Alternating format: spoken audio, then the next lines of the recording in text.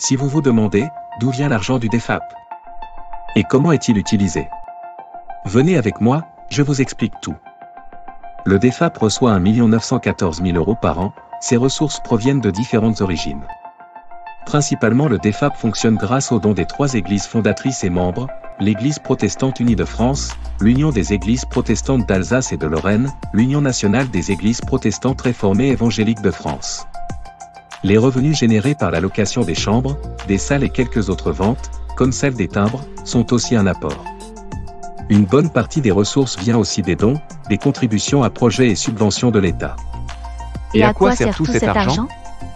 D'abord, la contribution de l'Église protestante unie de France permet de financer la CEVA, Communauté d'églises en mission. 40% de sa contribution au DEFAP est donc directement reversée à la CEVA. Le reste du total de nos ressources nous permettent d'assurer nos activités de mission à l'international et en France qui s'élèvent à 926 000 € et 501 000 € servent à la vie institutionnelle et aux frais généraux. Voyons plus en détail ces charges. Et commençons par voir les activités. Pour que la mission à l'international et en France fonctionne, la part salariale nécessaire s'élève à 327 000 €, ce qui équivaut à 8,25 personnes à temps plein. Parmi les activités, il y a la mission à l'international pour laquelle nous consacrons 37% du budget, soit 340 000 €. Cela comprend les relations avec les partenaires et le soutien au projet. 17%, soit 154 000 €, est consacré à l'échange de volontaires qui vont de la France à l'étranger et de l'étranger en France, et l'envoi de pasteurs.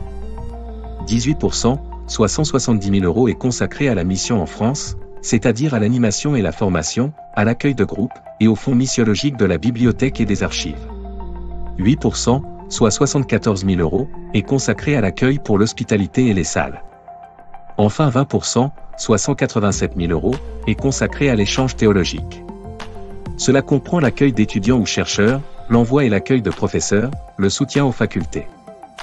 Pour terminer, voyons en détail ce que comprend la ligne budgétaire « Vie institutionnelle ».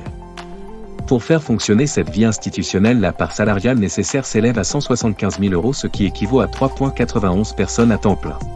12%, soit 61 000 €, est consacré à l'information et la communication, cela comprend les frais liés à la lettre du DEFAP, au site internet et autres publications. 88%, soit 440 000 €, est consacré aux frais de structure, cela comprend l'entretien du bâtiment, les frais de fonctionnement pour les commissions, conseils, etc. Voici donc en résumé nos ressources et nos dépenses. Nous espérons que les finances du DEFAP n'ont plus de secret pour vous. Si toutefois vous avez encore des questions, n'hésitez pas à nous envoyer un mail à l'adresse qui s'affiche. Retrouvez d'autres vidéos, missions, comprendre le DEFAP en quelques minutes, sur notre site internet, www.defap.fr. À bientôt!